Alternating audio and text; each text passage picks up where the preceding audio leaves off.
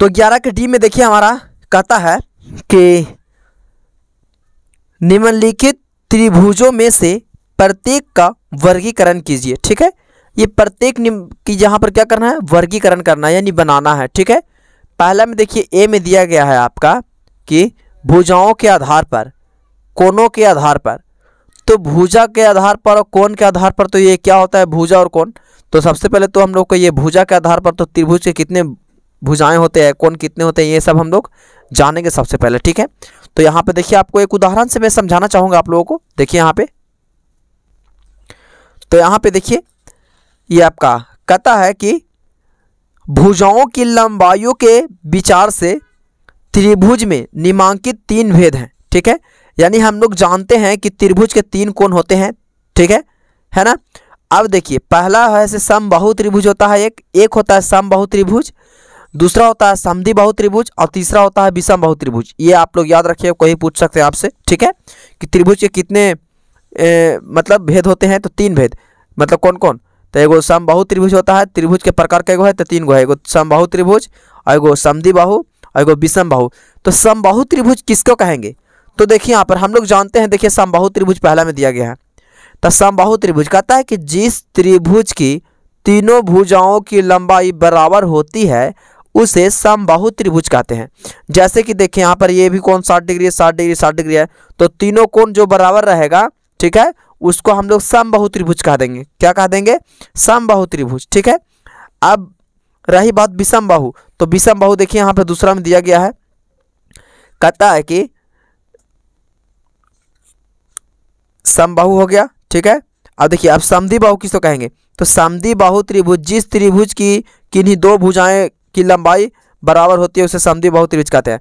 मतलब देखिए समबाहु त्रिभुज में तीनों भुजा बराबर होगा और समद्विबाहु में क्या होगा कि 2 गो कहीं पर भी, ऊपर के या तो बराबर चाहिए तो नीचे के कहीं भी, समद्विबाहु में 2 गो भुजा क्या हो जाएगा, बराबर होगा, उसको समद्विभाजित कर देंगे। 2 गो भुजा बराबर होगा वो क्या कह देंगे, समद्विबाहु। ठीक है, देखिए ये चीज़ अभी याद रखना होगा अभी, क्योंकि आपको क्वेश्चन में बनाना है, आपको पहचानना है। 2 भुजा बराबर रहेगा तो समद्विबाहु, ठीक है, और तीनों रहेगा तो समबाहु। अब विषमबाहु किसको कहेंगे, देखिए यहाँ पे, तो विषमबाहु त्रिभुज जिस त्रिभुज की किसी एक भुजा की लंबाई किसी दूसरे भुजा की लंबाई से बराबर ना हो उसे विषमबाहु कहेंगे। कहे का मतलब कि तीनों भुजा अलग अलग हो। ठीक है, कोई नहीं मिलेगा, ना 2 गो मिलेगा, ना ये सब अलग अलग, अपन हीरो में रहेगा सब। ठीक है, सब अपन अपन रहेगा कि हम इतना है तो हम इतना है। ठीक है, मतलब कोई भुजा नहीं मिलेगा एक को। ठीक है, जैसे ये रेखा 2 सेमी का हो गया, ये 3 सेमी के, ये 5 सेमी के, एक सपोज बता रहे हैं आपको। ठीक है, तो ये तो आपको तीनों भुजा अलग अलग हो गया। तो यहाँ पर मतलब अलग अलग होगा भुजा विषमबाहु के, मतलब विषमबाहु का ये रहा विषम। ठीक है, तो चलिए इसको अब हम लोग क्वेश्चन से देखते हैं। तो यहाँ पर देखिए आइए इसको सॉल्व करते हैं। जैसे कि यहाँ पे देखिए अभी हम लोग पढ़े थे कि त्रिभुज के जो तीनों कोण जो बराबर होगा उसको क्या कहेंगे, समबाहु त्रिभुज। तो ये भी 3 सेमी है, ये भी 3 सेमी है, ये भी 3 सेमी है। ठीक है, तो ये तो तीनों भुजा इसका बराबर है। तो यहाँ पर ये पहला में क्या लिखा जाएगा, ये लिखा जाएगा समबाहु। क्या लिखाएगा, समबाहु त्रिभुज हो जाएगा। ये क्या हो जाएगा, समबाहु त्रिभुज पहला में हो जाएगा। ठीक है, आंसर हो जाएगा। अब यहाँ पे दूसरा में देखिए, एक भुजा है 4 सेमी का, एक 2 सेमी का और एक 2.5 सेमी का। तो ये तीनों भुजा अलग अलग है। तो अभी हम बताए थे कि तीनों भुजा जब भी अलग अलग रहे तो वो क्या हो जाएगा, विषमबाहु कहा जाएगा। क्या कहा जाएगा, विषमबाहु। तो इसको क्या लिखेंगे,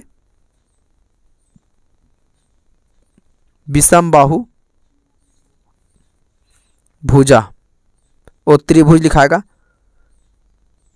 ये देखिए त्रिभुज है। ठीक है, थोड़ा सा घिचबिचा गया, इसको आप लोग सुधार लीजिएगा, त्रिभुज। ठीक है, अब देखिए ये 3 में क्या कहता है, तो 3 में आपका हो जाएगा, एक है 7.1 सेमी और एक 4 सेमी 4 सेमी। देखिए 4 सेमी 2 गो भुजा मिल रहा है। ठीक है, तो हम क्या बोले थे कि 2 गो भुजा मिलेगा आपस में तो समद्विबाहु कहलाएगा।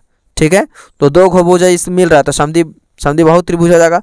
तो यहाँ पर 3 में हम लिख देते हैं, देखिए यहाँ पे आप लोग नीचे हम लिख दे रहे हैं, तो ये क्या हो जाएगा, समद्विबाहु। तो यहाँ लिखेंगे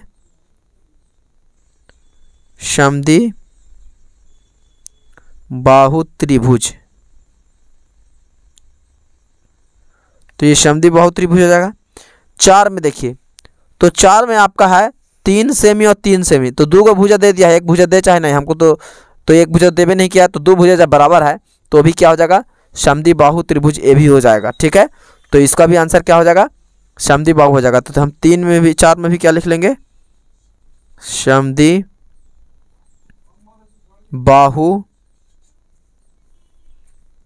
त्रिभुज। ठीक है, तो ये हमारा क्या हो जाएगा, आंसर हो जाएगा। देखिए यहाँ पे ये सब का, इसको आप लोग देख लीजिए, ये हमारा हो गया 11 का डी का।